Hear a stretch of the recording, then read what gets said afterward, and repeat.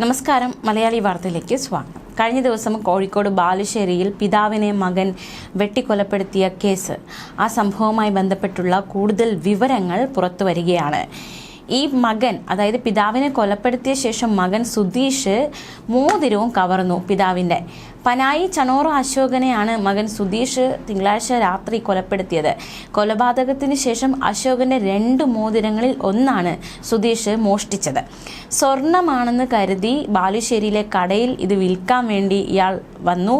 അപ്പോഴാണ് അത് ചെമ്പ് മോതിരമെന്ന് അറിഞ്ഞത്. 1 പവനോളം വരുന്ന സ്വർണ്ണ മോതിരവും ചെമ്പ് മോതിരവും അശോകൻ പതിവായി ധരിക്കാറുണ്ടായിരുന്നു. 20,000-ലധികം രൂപയും കൊല്ലപ്പെടുന്ന സമയത്ത് അശോകന്റെ കയ്യിലുണ്ടായിരുന്നു. കൊല്ലപ്പെട്ട ദിവസം രാവിലെ അടയ്ക്ക എടുക്കുന്നതുമായി ബന്ധപ്പെട്ട് ഇരുവർക്കുമിടയിൽ തർക്കമുണ്ടായി. ഇത് വഴക്ക് കലാശിച്ചത് കൊലപാതകത്തിലായിരുന്നു. മാത്രമല്ല, ഈ മൂത്ത മകനാണ് സുധീഷ്.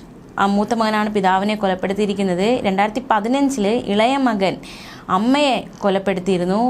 ജനുവരി 6 അമ്മ ശോഭനയെ ഇളയ മകൻ സുമേഷ് കൊലപ്പെടുത്തിയത്. എന്നിട്ട് ഇളയ മകൻ വിഷം കഴിച്ച് മരിക്കുകയും ചെയ്തു. കൊലപാതക ശേഷം പുറത്തുപോയ സുധീഷ് രാത്രി തിരികെ വന്നപ്പോൾ വീട്ടിലും പരിസരത്തും ആളുകളെ കണ്ട് പറമ്പിലൂടെ മുകൾ ഭാഗത്തേക്ക് ഓടി. അപ്പോഴാണ് കുറേ നാട്ടുകാർ ഇത് കണ്ട് ഇയാളെ പിടികൂടിയത്. നാട്ടുകാരും പോലീസും കൂടി ചേർന്നാണ് പ്രതിയെ പിടികൂടിയത്. ബാലുശ്ശേരി ഇൻസ്പെക്ടർ TP ദിനേശിന്റെ നേതൃത്വത്തിലുള്ള സംഘമാണ് പ്രതിയെ അറസ്റ്റ് ചെയ്തത്. കൊലയ്ക്ക് ഉപയോഗിച്ച കമ്പി വീടിനുള്ളിൽ നിന്നും കണ്ടെത്തിയിട്ടുണ്ട്. നിർണായകമായ തെളിവായി ഈ കമ്പി മാറിയിരിക്കുകയാണ്. മാത്രമല്ല, ഫോറൻസിക് സംഘം, വിരലടയാള വിദഗ്ധർ അടക്കമുള്ളവർ സ്ഥലത്തെത്തി പരിശോധന നടത്തിയിരുന്നു. തെളിവുകൾ അടക്കം ശേഖരിച്ചിരുന്നു. നിർണായകമായ തെളിവുകളൊക്കെ, ഈ കേസുമായി ബന്ധപ്പെട്ടുള്ള നിർണായകമായ തെളിവുകളൊക്കെ ശേഖരിച്ചു. ബാലുശ്ശേരിയിലെ പനായി ഗ്രാമത്തിന് ഈ നടുക്കം ഇതുവരെ വിട്ടുമാറിയിട്ടില്ല. അമ്മയ്ക്ക് പിന്നാലെ അച്ഛനും, 2 പേരും മക്കളുടെ കത്തിക്കിരയായി, അല്ലെങ്കിൽ മക്കളുടെ കൈകൊണ്ട് തീർന്നു എന്നതടക്കമുള്ള ആ ഒരു സത്യാവസ്ഥ, അത് ഉൾക്കൊള്ളാൻ ആ ഗ്രാമത്തിലുള്ളവർക്ക് കഴിയുന്നില്ല. അമ്മയും ഇളയ മകനും മരിച്ചതോടെ അച്ഛനും മകനും മാത്രമായിരുന്നു ആ വീട്ടിൽ ഉണ്ടായിരുന്നത്. അശോകന്റെ ഭാര്യ ശോഭനയെ 13 വർഷം മുൻപാണ് ഇളയ മകൻ സുമേഷ് അതിദാരുണമായി വെട്ടിക്കൊലപ്പെടുത്തിയത്. ഇവിടെ പിതാവിനെയും മൂത്ത മകൻ വെട്ടി തന്നെയാണ് കൊലപ്പെടുത്തിയിരിക്കുന്നത്. സുമേഷിനെയും ശോഭനയും വീട്ടിൽ മരിച്ച നിലയിൽ കണ്ടെത്തുകയായിരുന്നു. സാമ്പത്തികമായി മെച്ചപ്പെട്ട അവസ്ഥയിലാണ് അശോകന്റെ കുടുംബം. പക്ഷേ സാമ്പത്തിക ബാധ്യതയല്ല ഇത്തരത്തിലുള്ള കൊലപാതകത്തിലേക്ക് നയിച്ചതെന്ന് വേണം ഇതിൽ നിന്ന് മനസ്സിലാക്കാൻ. സ്കൂൾ കാലം കഴിഞ്ഞതോടെ മക്കൾ ലഹരിക്ക് അടിമകളായി. നാട്ടുകാരൊക്കെ പറയുന്നുണ്ട് ഈ മൂത്ത മകൻ, അതായത് പിതാവിനെ കൊലപ്പെടുത്തിയ മകൻ ലഹരി ഉപയോഗിച്ചിരുന്നു എന്ന്. അമ്മയെ കൊന്ന ഇളയ മകനും ലഹരിക്ക് അടിമയായിരുന്നു. സഹോദരൻ്റെയും അമ്മയുടെയും മരണം സുധീഷിനെ വലിയ രീതിയിലാണ് മാനസികമായൊക്കെ തകർത്തിരുന്നു. തുടർന്ന് മദ്യത്തിനും ലഹരി മരുന്നുകൾക്കും ഇയാൾ അടിമയായി. താടിയും മുടിയും ഒന്നും വെട്ടാതെ സുധീഷ് നടക്കും. ഇത് നാട്ടുകാർക്കും ഒരു ഭീതികരമായ കാഴ്ച തന്നെയായിരുന്നു. ഉപദ്രവിച്ചാലോ എന്ന് പേടിച്ച് ഗേറ്റിനപ്പുറത്ത് നിന്ന് വീടിനടുത്തുള്ള ബന്ധുക്കൾ സുധീഷിന് ഭക്ഷണം നൽകിയിരുന്നു. നാട്ടുകാരും സാമൂഹിക പ്രവർത്തകരും ഇടപെട്ട് സുധീഷിന് ലഹരി വിമുക്തി ചികിത്സ നൽകിയിരുന്നു. ചികിത്സ തുടരണമെന്ന് നാട്ടുകാർ അശോകനോട് നിർദ്ദേശിച്ചു. പക്ഷേ അശോകൻ അത് കാര്യമായിട്ട് എടുത്തില്ല. സുധീഷിന് പ്രശ്നമൊന്നുമില്ലെന്നും ചികിത്സിക്കേണ്ട ആവശ്യമില്ല എന്നുമായിരുന്നു അശോകൻ സ്വീകരിച്ച നിലപാട്. ഇതോടെ ചികിത്സ മുടങ്ങുന്ന സാഹചര്യമുണ്ടായി.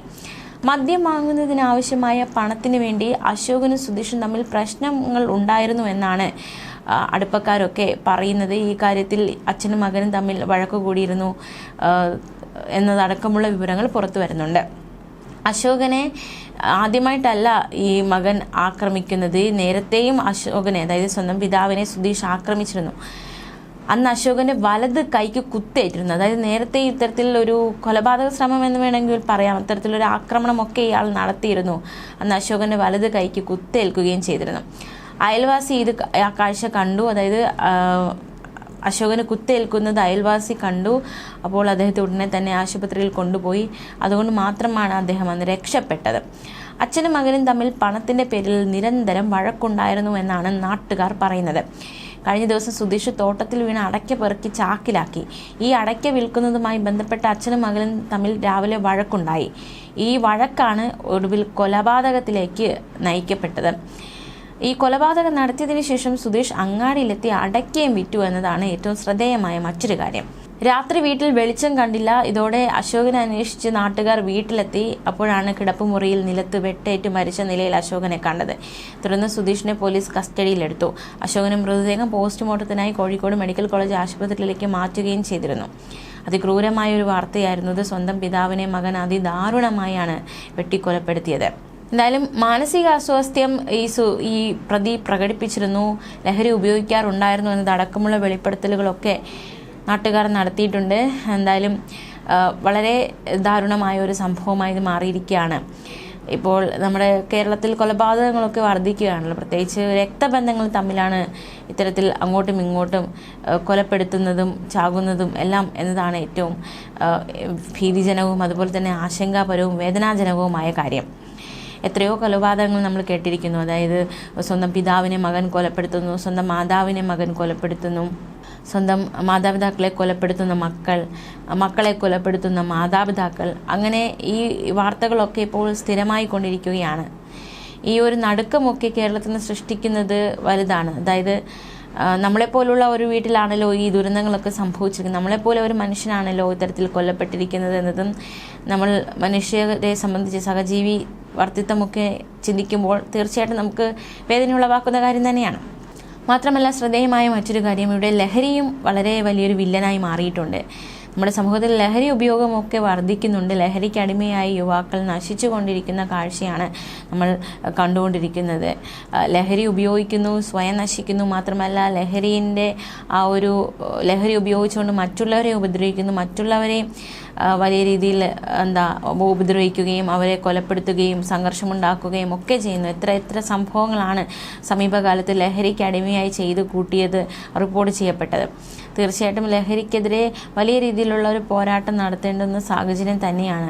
അല്ലെങ്കിൽ ഇത്തരത്തിലുള്ള കൊലപാതകങ്ങൾ വർദ്ധിക്കുമെന്ന കാര്യത്തിൽ സംശയമില്ല. ലഹരിക്ക് അടിമയെ എന്താണ് ചെയ്തു കൂട്ടുന്നതെന്ന് മനുഷ്യർക്ക് ചിന്തിക്കാനോ അല്ലെങ്കിൽ അവർ ചെയ്യുന്ന തെറ്റാണെന്ന് പോലും ചിന്തിക്കാനുള്ള ഒരു ബോധമില്ലാത്ത അവസ്ഥയിൽ ആൾക്കാർ എത്തിക്കൊണ്ടിരിക്കുകയാണ്. ഇപ്പോൾ കഴിഞ്ഞ ദിവസത്തെ ഈ സംഭവത്തിൽ സ്വന്തം പിതാവിനെയാണ് മകൻ വെട്ടി കൊലപ്പെടുത്തിയത്. ശേഷം അടയ്ക്ക വിൽക്കുന്നു, മോതിരമെടുത്ത് പണയം വയ്ക്കുന്നു. തീർച്ചയായിട്ടും ബോധമുള്ള ഒരു വ്യക്തി ഇത്തരത്തിലുള്ള കാര്യങ്ങളൊക്കെ ചെയ്യുമോ എന്നത് ഏറെ ചിന്തിക്കേണ്ട കാര്യം തന്നെയാണ്. ലഹരിക്ക് അടിമയാണ്, ഇയാൾ മാനസിക അസ്വാസ്ഥ്യം പ്രകടിപ്പിക്കുന്നുണ്ട് എന്നതടക്കമുള്ള വെളിപ്പെടുത്തലുകളൊക്കെ നാട്ടുകാരും നടത്തിയിട്ടുണ്ട്.